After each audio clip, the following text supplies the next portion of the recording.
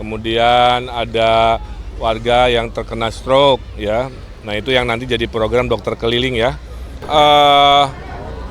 Saya hari ini mempraktekkan yang namanya kampanye Riang Gembira ya. Jadi selain sapa warga dalam belusukannya, kita juga membuat tebus murah tapi nggak langsung jual beli, dibuat game dulu ya. Game ini membuat mereka bisa bergembira menjelang malam berkegiatan. Saya ditemani oleh sahabat kami, Bu Silviana Murni, yang juga tentunya tokoh di Jakarta yang luar biasa. Di sini insya Allah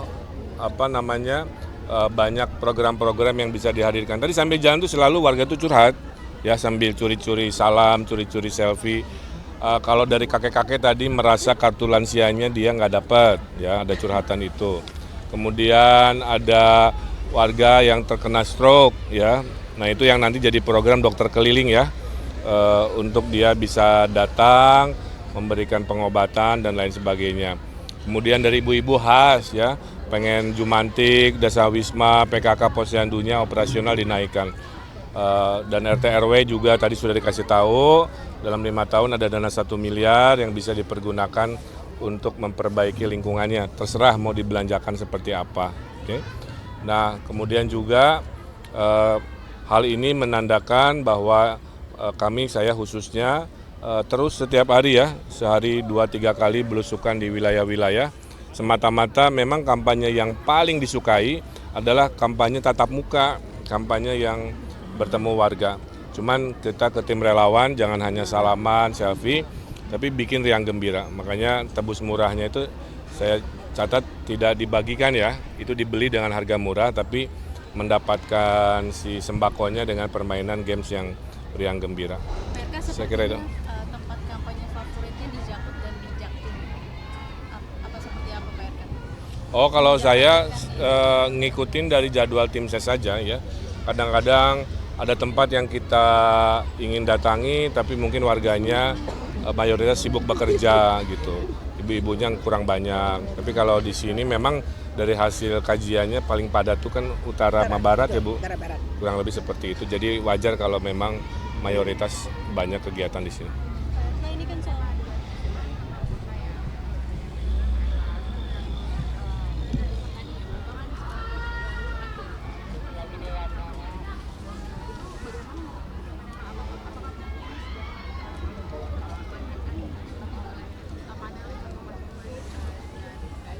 Ya sebagai pemimpin apalagi pernah pengalaman 10 tahun, semua dimensi pembangunan pemimpin harus kuasai ya. Jadi tata kota juga harus dikuasai. Ditambah memang keilmuan saya ada di situ. Jadi harusnya di debat terakhir kita bisa lebih meyakinkan warga Jakarta. Kuncinya beginilah. Ekonomi Jakarta itu semua dampak dari ekonomi tata ruang. Kalau tata ruangnya adil, peradaban kita juga adil. Kalau tata ruangnya kurang adil, kita menyaksikan ya ada ketimpangan yang kita saksikan dampak dari politik tata ruang. Jadi nanti ujungnya kan janji kita kan itu berkeadilan ya. Nah di dalamnya adalah keadilan tata ruang, ekonominya dan tata kotanya. kalau soal durasi debat ini kan mau bertambah kan katanya. Ini tanggapannya gimana durasi debat bertambah? Kalau dianggap itu lebih membuat warga lebih yakin, saya senang-senang aja. Karena kadang-kadang ya di kepala banyak urusan, dikasih waktu cuma semenit ya. Jadi menjawab semenit itu kadang-kadang nggak cukup. Tapi kalau bisa lebih tentu lebih baik. Oke terakhir. Kakak izinkan kampanye akbar gimana mungkin? Ya masih dirapat oleh Pak Ariza, nanti Pak Ariza yang menyampaikan. Di wilayah selatan saat sedang hujan deras juga banjir. Bang Eka sendiri apakah sudah menyiapkan beberapa strategi untuk mengatasi? Ya, saya kan udah sampaikan teori banjir semua sama aja, tinggal eksekusi ya. Di selatan itu banyakin parkir air, kalau hujannya dari Bogor, bendungan kan udah dibangun ya oleh Pak Jokowi dan saya gubernur dulu. Kita akan belanja APBD di sana lebih banyak, sehingga air mengalir ketahan dulu. Di tengah, perbanyakan sumur resapan dan biopori sambil naturalisasi dan program normalisasi kita lanjutkan. Di utara, Giant Seawall sudah disetujui oleh Pak Presiden. 3 tadi harusnya ya, dalam 5 tahun kita cicil kerjakan, mudah-mudahan banjir makin berkurang. Wajar kalau memang mayoritas banyak kegiatan di sini. Nah ini kan soal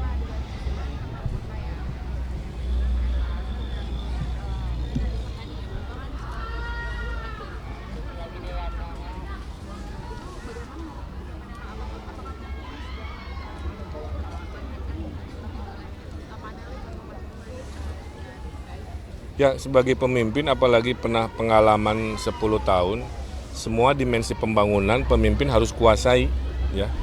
Jadi tata kota juga harus dikuasai. Ditambah memang keilmuan saya ada di situ. Jadi harusnya di debat terakhir kita bisa lebih meyakinkan warga Jakarta. Kuncinya beginilah. Ekonomi Jakarta itu semua dampak dari ekonomi tata ruang. Kalau tata ruangnya adil, peradaban kita juga adil. Kalau tata ruangnya kurang adil, kita menyaksikan ya ada ketimpangan yang kita saksikan dampak dari politik tata ruang. Jadi nanti ujungnya kan janji kita kan itu berkeadilan ya. Nah di dalamnya adalah keadilan tata ruang, ekonominya dan tata kotanya. kalau soal durasi debat ini kan mau bertambah kan katanya.